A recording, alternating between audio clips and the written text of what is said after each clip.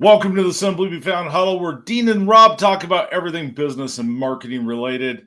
And today I want to talk about, Dean, if you're good with it, I want to talk about how AI has changed business and how it kind of reminds us of the dot-com boom that happened back in the day, but how it has a little bit more stability on it. We were talking about this on the phone. I think it'd be really good to be able to kind of share that information and those thoughts, because I think there's a lot of companies that are trying to go out and use AI, and they're depending on it more than they ever should. And they're not double checking it. They're not doing any of those pieces. What are your thoughts on that as a small No, business owner? I agree with you 100%. Good morning. How are you doing today? So anyway, Good morning. How you doing? What you up to? I mean, come on, let's start off with a smile this morning. No, I agree, Rob.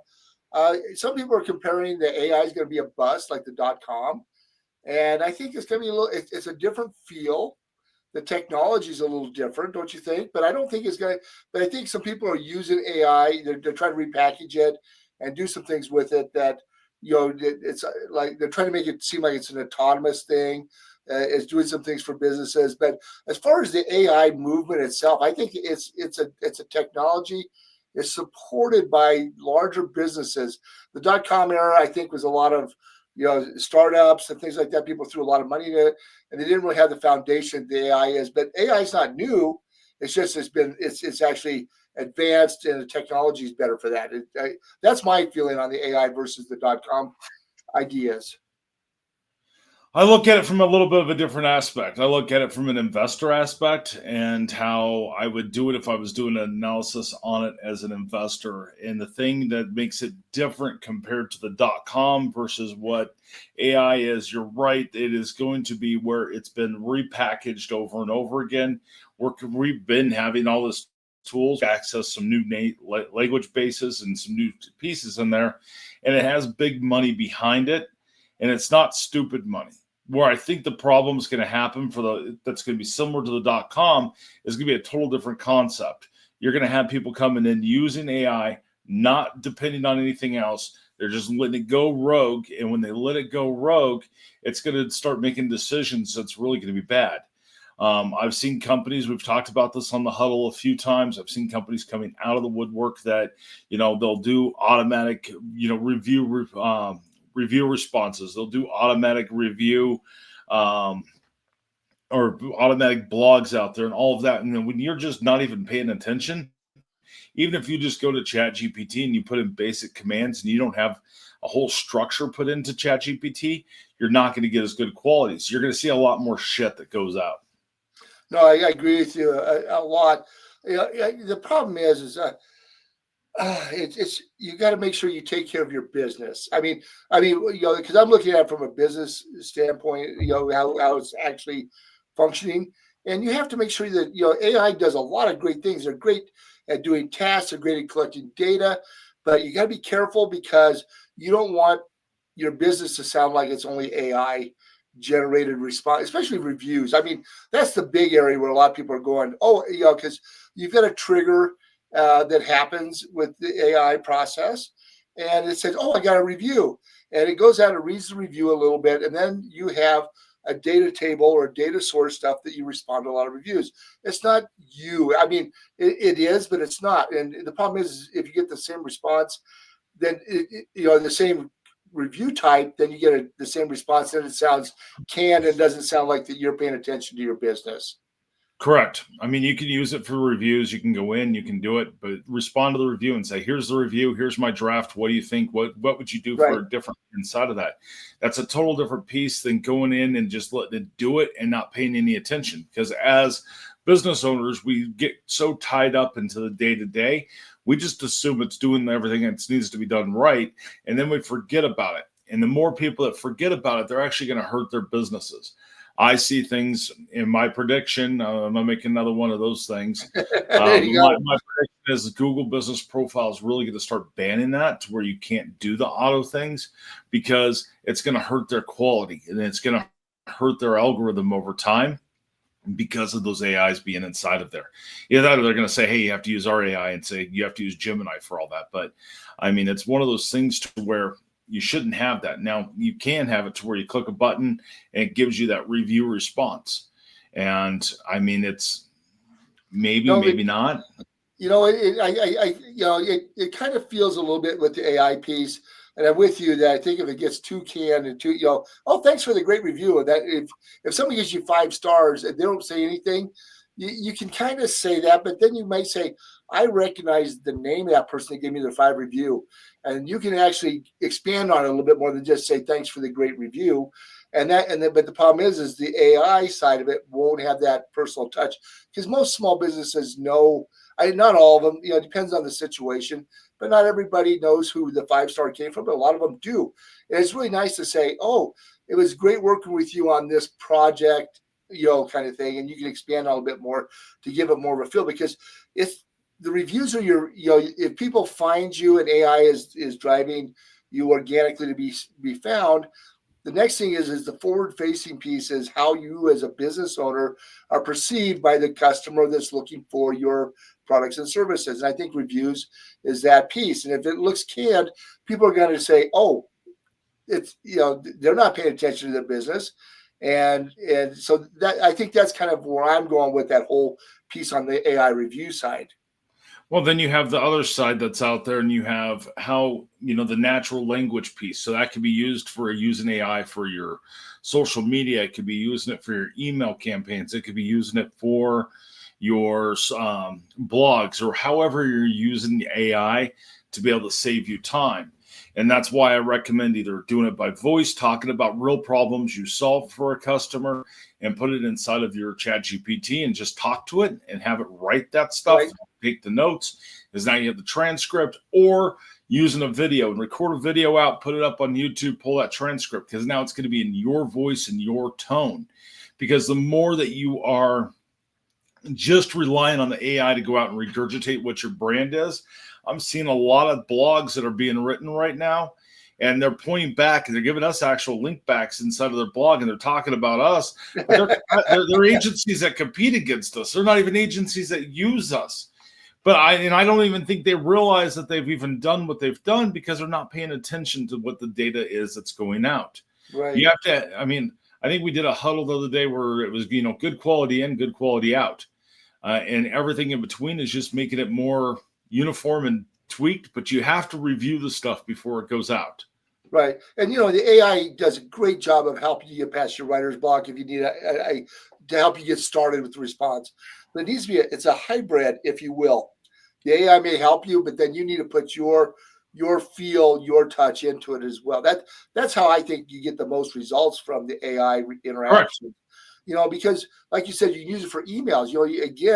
You have something that says, oh, you received an email, and then you're going to do an auto response. Well, that may or may not be a good thing to do.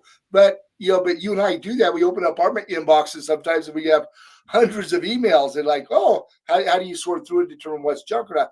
That can help you with productivity, but I don't ever recommend putting the content strictly as AI on that. So it's performing. Right. When you use it as a task, that's one thing. But when you're asking it to be the word autonomous, I don't think that's out there yet to really make it your business. It can pull from your background and stuff, what you're doing, but it really isn't your human voice, if you will, the natural language. And that's the better word for that. That's the term right now. So you can create a GPT, which would be a custom GPT. Almost every AI at this point has a way to be able to do some training inside of it. And you can get it to where it matches your tone pretty close. But taking your actual natural language and then talking to it and being able to work it through, or doing a video or typing it and having it clean it up. I use it a lot of times to go, okay, clean this up, make it sound like it's in a pleasant tone. Because when I'm doing 500 different things at once, and I've got 50 tabs open and, phone, everything's going on that's happening inside of the business, which I think is a typical small business mindset. You have all this going on. Then I go to respond to somebody and I sound like an asshole because I'm probably the most out of the two of us. I'm probably the most guilty for that, and I'm not even trying to be. Well, the thing is, Rob, it's not that you're that adjective. I'm not going to say you're not an asshole, but you're direct. And for some people, the direct is not always good for some people. Correct. But that's your tone. But I can bring a better tone inside of there, especially when I'm busy and I'm not thinking about it and I've got 100 things going on. Right, exactly. And that's a good use of the AI. Right, to help you with that. And you can also change the reading level too. Like if you're addressing certain, that's what part of the AI is. Say, I don't want this for as an informative. I want this to be a persuasive, kind of thing. So you can change the tone of it as well. So that's a good use of the AI for helping you with tone, or you want it written in first person versus third person, whatever, but that's what the AI does a really good job of, is helping you to make the iterations. But then its bottom line is still you have to have some input. And that I can't, say that more than enough, because without the input of the human voice in there with the natural language, it just doesn't have the same feel to it. You and I see enough AI stuff written out there. We can almost tell you that there was a human interaction or not. And we're not Correct. the only ones out there. We talked to somebody like said on a previous podcast. They go, "Oh, that was AI generated. I can tell by just the certain words that it uses over and over again," kind of thing as well. So Yep, because it's starting to use the same words over and over. It's just what they have. I mean, whenever you're doing your marketing, whenever you're doing anything there, you have to start with that natural language and bring it in, so that way it doesn't do that. right. And I mean, you can also tell it not to sound like AI, and it'll do a pretty good job not sound like AI. But I don't think it's going to be a .com crash. No, I don't think so either. I I really don't don't. think I think we're going to speed up and we're going to slow down, because we're not going to be able to go so fast. We're not going to be able to go at the same speed we've been going for a long period of time. We just won't be able to sustain. right. We had a The conversation the human's other going day. to have to catch up to it. I know. Well, we had that conversation the other day that we went like this. We're going at this real fast ramp. We're kind of plateauing a little bit as we try to figure out how to use this technology. And that's what it is. It's a tool. It's technology. We just need to bring it in so that we know how to handle it and make sure it works to the best of our knowledge. That's why I'm with you. I don't think it's a .com thing, because it's not a bunch of startups. A lot of people. Yeah. I mean, that's the big thing. The old .com was, to me, it's just a lot of ideas are out there. I think some survived, most of them did not, because Oh, I mean, you had AOL. They took dominance, and look what AOL is now. right, They're not what they were. They could have kept going, but I mean, that's like a Blockbuster type of scenario.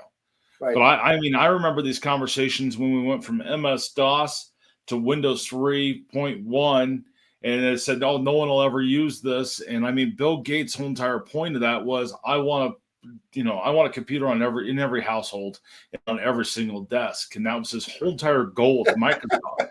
And if he wouldn't have had Apple doing the same type of thing, and then two of them trying to fight each other, they would have never gotten where either one did, because it takes competition to be able to do that. But I remember when people argued that. Then I remember when people were pissed when they went from Windows 3.1 to Windows 95. And they're like, this will never work. And then you had, Windows Millennium or whatever it was, and it crashed, or Windows ME crashed That was a horrible experience there. It was a horrible experience, but that was right around the .com area and the crash there. I was affected by the .com crash when I was working inside of that. I mean, some of these younger kids don't even realize what that was even like, and what it was like before having cell phones and everything else. But I mean, it's one of those things to where it's here to stay, and it's how you use it to be able to grow your business. Because if you use it in the right way to be able to grow your business, it can do great things. But if you're not utilizing it for the things it can do really well and bringing your voice in, I think it's going to hurt you at the end of the day. I agree. I can't. Yeah, I agree with you 100%. So I really don't really have anything else more to add, unless you've got some other ways we I think go down. I think that was a good conversation to talk about if AI is going to be part of the just like the .com crash. I don't think it is. No. I wanted to kind of debate with you on that and kind of go back and forth, but you and I kind of agree as far as where we're headed there. But I think that a lot of businesses just need to be able to understand they can utilize it. It's a great tool to utilize it. There's lots of different versions out there. You can replace and and have your email organized, your day organized. These contractors, they can have their bids all the way created from it. There's a lot of amazing tools to be able to bring it all together, and knowing what you have access to and what you are able to do is an amazing piece. And I mean, we utilize AI inside of all of our software at Simply Be Found.